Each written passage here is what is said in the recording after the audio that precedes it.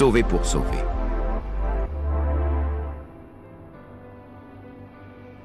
Que la grâce de l'Éternel soit votre partage au commencement.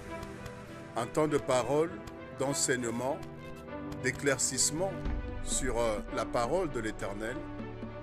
Tu peux par la parole créer les choses. Tu peux par la parole changer les données. Regarde-toi en face et déclare que les choses ne resteront pas telles qu'elles sont. Des hommes de foi, des hommes prophétiques ne regardent pas aux réalités qui les environnent, mais ils regardent à ce que Dieu est capable de faire. Bonjour à tous, bienvenue dans Au commencement, ce temps d'enseignement qui nous fait du bien, qui nous plonge dans les Saintes Écritures et nous permettent d'être éclairés par la lumière de la parole. Rappelez-vous qu'au commencement était la parole était avec Dieu, et la parole était Dieu. Et il soutient toutes choses par sa parole puissante, telle que Hébreux 1.3 le dit. Nous sommes dans notre deuxième partie de ce thème impulsé, à savoir décryptage sur le récit de la création. Nous sommes comme ça en train de voir le commencement, ou celui qui est alpha. Comment est-ce qu'il s'est pris? Comment est-ce que Dieu, n'est-ce pas, a procédé au commencement des choses? Et par là, nous tirons la matière, les éléments, les clés, qui nous permettent également d'emboîter le pas pour que nous puissions commencer 2026 avec la bonne façon, la bonne manière, avec toutes les armes possibles pour qu'elle soit finalement une réussite. Allons dans Genèse chapitre 1er, le verset 3. Dieu dit, c'est ce qui attire mon attention, Dieu dit. Allons dans le verset suivant, 6. Dieu dit. Vous voyez, Dieu dit. Et au verset 9, le troisième jour, Dieu dit. Vous voyez, une fois de plus, Dieu va utiliser la parole pour créer. Le quatrième jour également, le verset 14, Dieu dit. Et si nous continuons notre lecture, au verset 20, cinquième jour de la création, Dieu dit. Et nous poursuivons. Au verset 24, Dieu dit. Une fois de plus. Et on va aller au verset 26. Dieu dit. Concernant l'homme, donc dans la sixième partie de la création, sixième jour de la création, Dieu dit, faisons l'homme à notre image, selon notre ressemblance, et qu'il domine sur les poissons de la mer, et sur les oiseaux du ciel, sur le bétail, sur toute la terre, et sur tous les reptiles qui rampent sur la terre. Dieu créa l'homme à son image, il le créa à l'image de Dieu, il créa l'homme et la femme. Verset 28, Dieu les bénit et Dieu leur dit. Vous voyez, il leur dit. Au fait, je cite tous ces versets ou toutes ces parties où j'insiste sur le fait que Dieu dit pour te permettre de comprendre quelque chose. C'est que Dieu a créé finalement au travers de sa parole.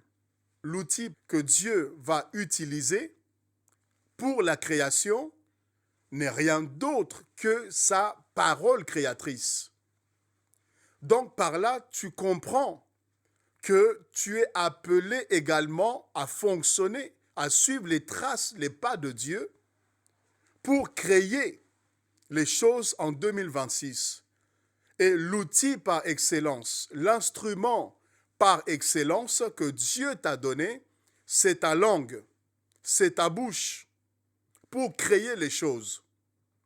C'est lui, il a pu amener à l'existence ce qui n'existait pas par le moyen de la parole.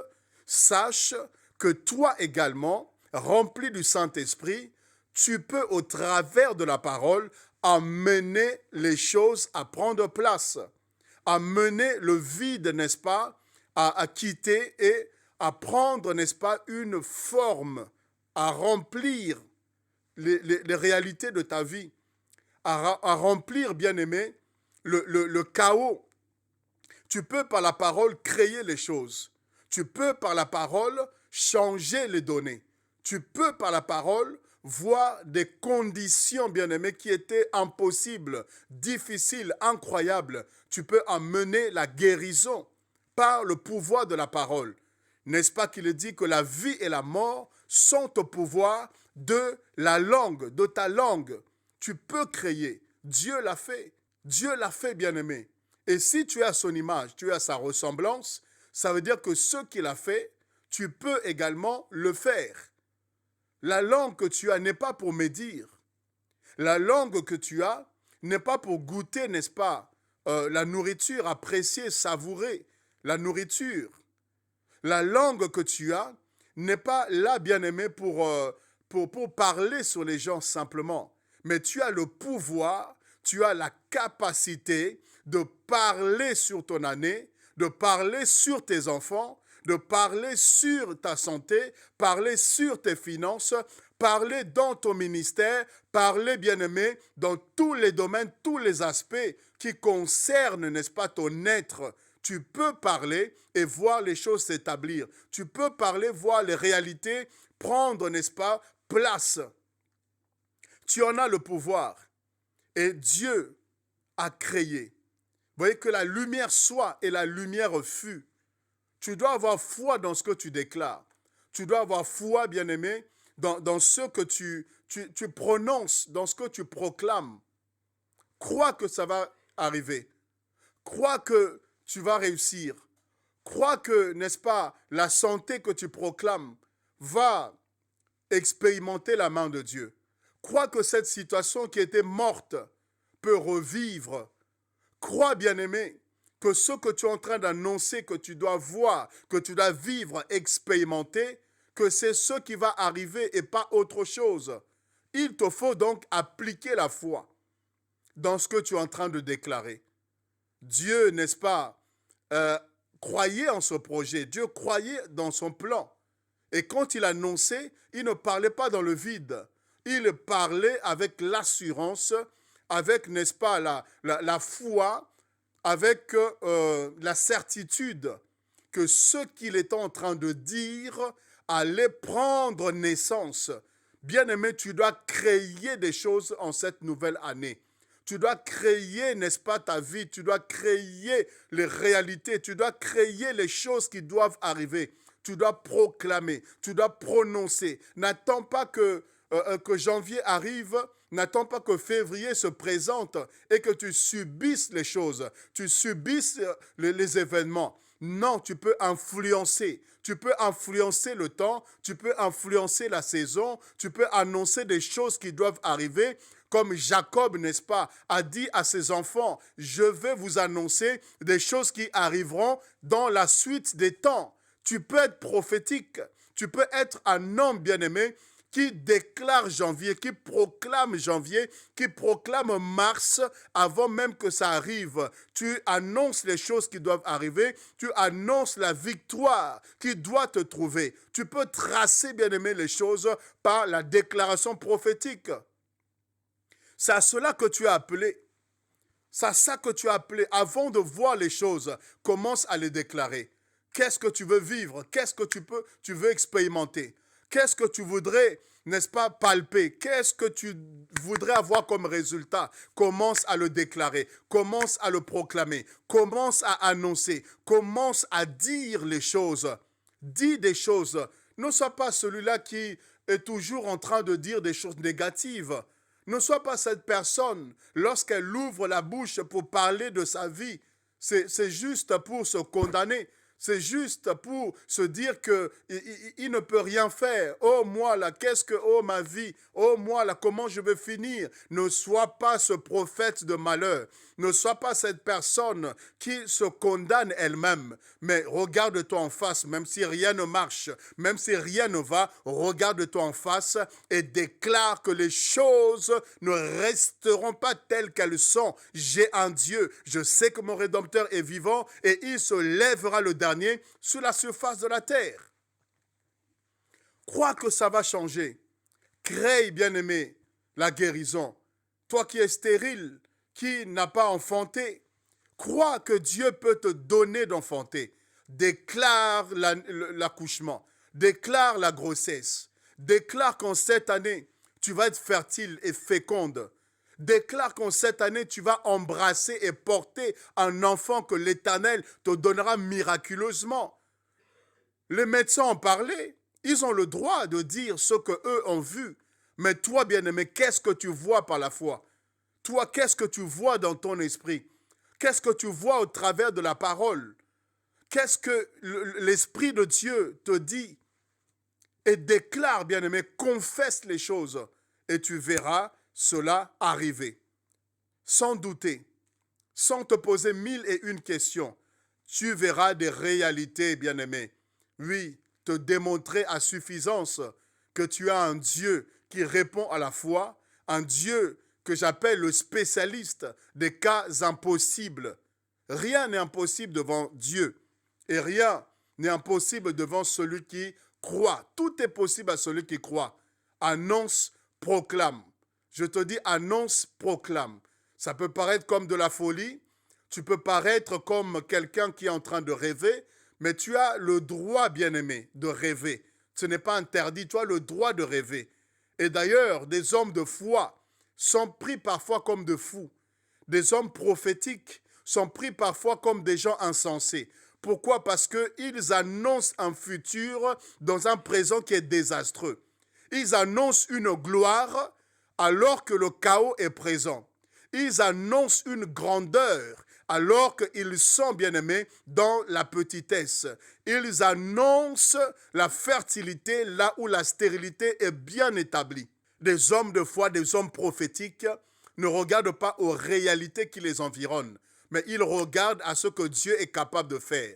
Ils regardent à la puissance et à la grandeur de leur Dieu pour annoncer que mon Dieu va le faire.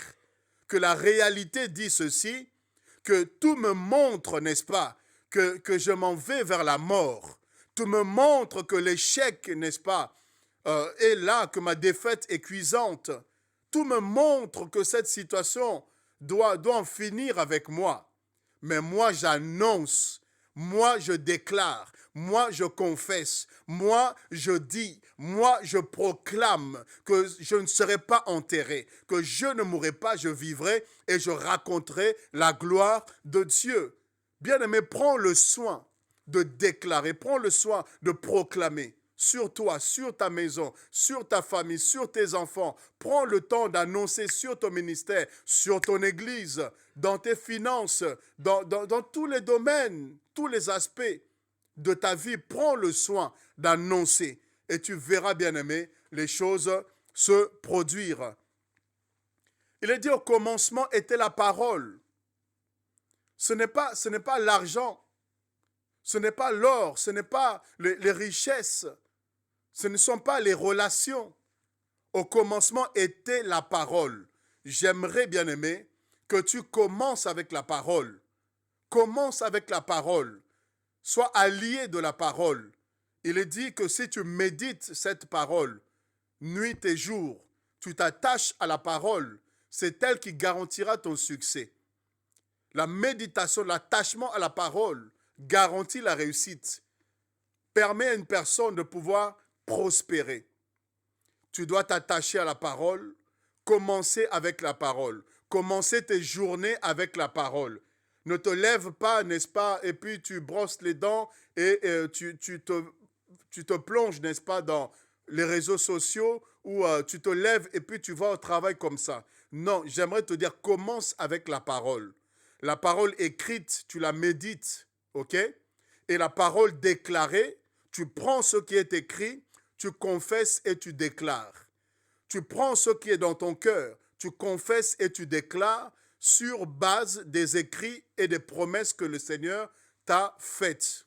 Tu te lèves le matin, tu déclares. Tu te lèves le matin, tu déclares. Et je dirais même mieux, le soir, avant de te lever, tu programmes ta journée. Tu déclares, tu confesses ce que le lundi sera, ce que le mardi va être, ce que le mercredi, jeudi, vendredi, samedi, dimanche sera. Tu déclares, tu confesses, tu proclames. Tu as un rendez-vous, déclare, n'est-ce pas, que ce poste sera pour toi. Confesse déjà que le cœur de cette personne qui doit te recevoir sera disposé à te faire du bien, à te favoriser.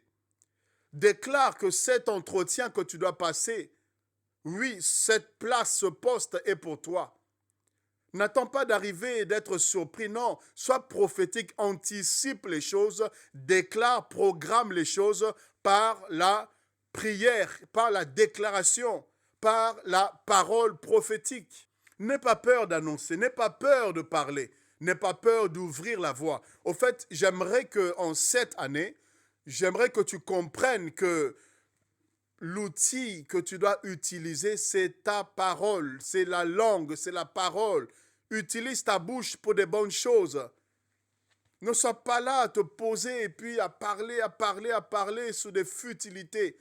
Mais utilise ta bouche comme un instrument de création. Utilise ta langue, bien-aimé, comme une arme puissante, efficace que le Seigneur t'a donnée pour amener de l'invisible, emporter de l'invisible, des choses qui doivent faire partie de ton visible. Tu dois emporter. La vie et la mort sont au pouvoir de la langue. La langue est un petit feu, comme Jacques est en train de le dire. Un petit membre, mais qui peut embraser toute une forêt. Vous voyez, ce petit membre du corps a le pouvoir d'embraser toute une forêt. La langue, n'est-ce pas, a le pouvoir de détruire. Jérémie, n'est-ce pas, que les hommes ont dit, détruisons-le.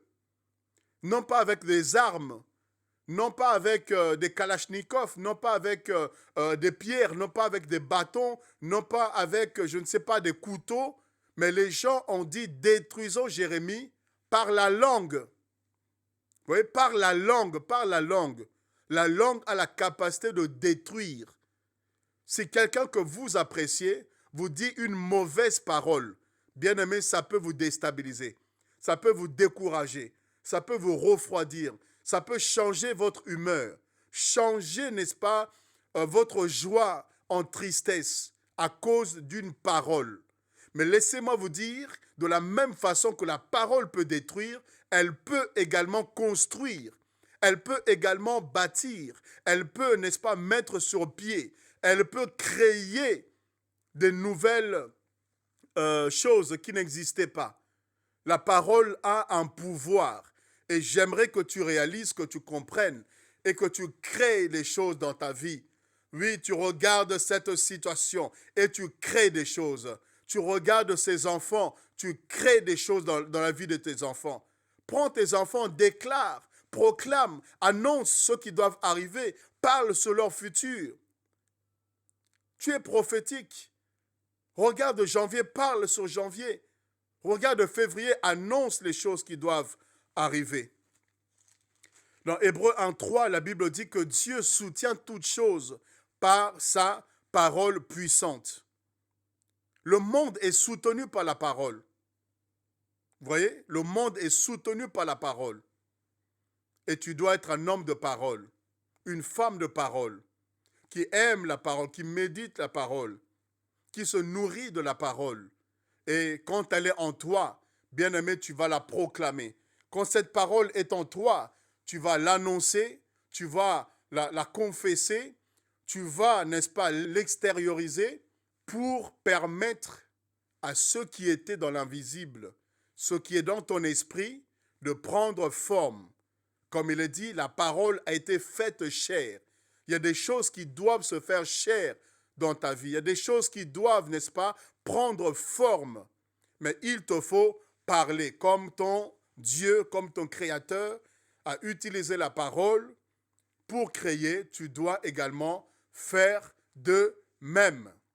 Oui, tu n'es pas prophète, mais tu as l'esprit prophétique. Tu as le Saint-Esprit qui fait de toi un potentiel prophète, qui fait de toi un peuple prophétique. Tu as la foi qui permet de bousculer les choses. Tu as Jésus-Christ, tu n'es pas n'importe qui. Ta parole a du poids, ta parole a du prix. Parle, annonce, et tu verras les choses arriver. Je vous partage un petit témoignage.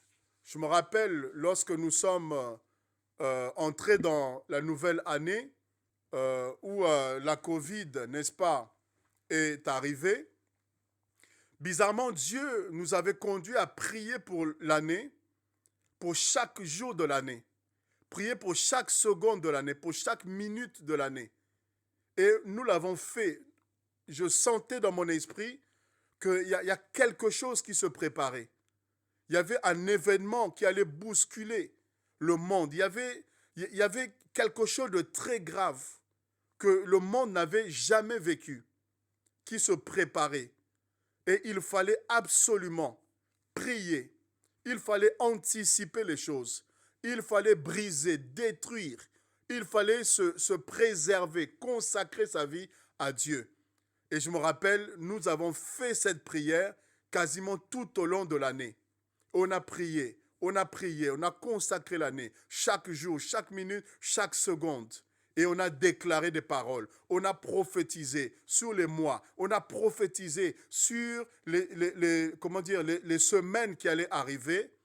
Et quand justement les premiers cas de Covid ont été annoncés et que ça a commencé à prendre de l'ampleur, j'ai réalisé, j'ai compris pourquoi est-ce que Dieu nous a menés dans une intercession et dans une déclaration prophétique. Pourquoi? Parce qu'il fallait anticiper, il fallait proclamer qu'on n'allait pas mourir. Proclamer que quel que soit tout ce que le diable avait prévu, quel que soit tout ce qui était devant nous, que nous serons épargnés par la grâce de Dieu et par la puissance, n'est-ce pas, de la prière. Bien-aimés, à la prière doit s'ajouter l'action. Et c'est ce que Dieu nous enseigne. Regardez. Après avoir dit que l'homme devait être créé, qu'il devait faire l'homme, contrairement aux autres, n'est-ce pas, créations, Dieu avait juste parlé. Premier jusqu'au 5e jour, Dieu parlait et les choses étaient créées. Mais quant à l'homme, nous remarquons ceci, que non seulement que Dieu avait parlé pour que l'homme soit créé, mais il ne s'est pas contenté de parler. Si nous sommes dans Genèse 2, le verset 7, nous voyons ceci ensemble. L'Éternel Dieu forma l'homme de la poussière, de la terre. Vous voyez, il forma l'homme de la poussière de la terre. Mais pourquoi est-ce qu'il n'a pas seulement dit? Mais quant à l'homme bien-aimé, il passe à l'action. Il retrousse les manches, si je peux m'exprimer ainsi. Il va décider de se salir, prendre, n'est-ce pas, la poussière, la boue, pour façonner l'homme tel le potier que Jérémie décrit dans le chapitre 18, que Dieu est un potier. Et là, justement, il va façonner, travailler l'homme à partir de la poussière. Il crée l'homme, il façonne, il donne, n'est-ce pas, une forme à l'homme. Donc, Dieu n'a pas seulement parlé, il a aussi agi. Et j'aimerais dire à une personne que 2026 ne réussira pas juste parce que tu as déclaré, tu as parlé. Il y a un temps pour toutes choses, il y a un temps où tu dois passer aussi à l'action. Il y a naturellement des choses que tu dois faire. Il y a des endroits où tu dois y aller. Il y a des démarches que tu dois entreprendre. Il y a des livres que tu dois lire. Il y a des formations que tu dois faire. Il y a tellement de choses, bien-aimés, qui vont demander une action de ta part. Il y a des offrandes certainement que tu dois faire. Il y a des hôtels que tu dois bâtir. Il y a des prières que tu dois faire. Il y a des jeûnes. Il y a des retraites. Au fait, il y a des actions que tu es amené à pouvoir poser pour expérimenter la gloire et la puissance de Dieu. Vous voyez, c'est très très important à comprendre que l'action est nécessaire. Et il souffla dans ses narines le souffle de vie, et l'homme devint une âme vivante. Il souffla dans ses narines le souffle de vie. Je veux te dire que parce que tu vas déclarer et parce que tu passeras aussi à l'action, Dieu sera prêt à souffler dans ta vie un vent de réussite. Dieu sera prêt à souffler dans ta vie un vent de transformation. Il va souffler la vie, il va donner vie à tes projets. Il va donner vie, n'est-ce pas, à tes idées. Il donnera vie à ce que tu aspires, parce qu'il verra non seulement que tu as déclaré, mais tu as également posé des actions et qui doivent amener un résultat. Et par le Saint-Esprit, par l'Esprit de vie, bien-aimé, tout ce que tu as comme idée, tout ce que tu as comme projection, ça va prendre forme, ça va prendre vie, ça va réussir, ça va aboutir à quelque chose. Vous voyez, c'est ce que je voulais partager avec vous dans cette deuxième partie. Et nous allons terminer sur décryptage sur le récit de la création avec une troisième partie que tu dois absolument également comprendre pour te permettre de réussir 2026. Alors, tu es le meilleur prophète de ta vie, tu es la meilleure prophétesse de ta vie. Une personne peut prophétiser sur toi, mais il ne sera pas tout le temps là à dire, à déclarer.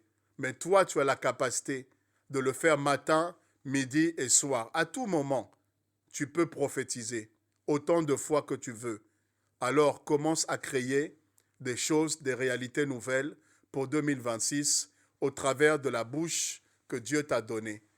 Soyez bénis et à très bientôt pour Au commencement.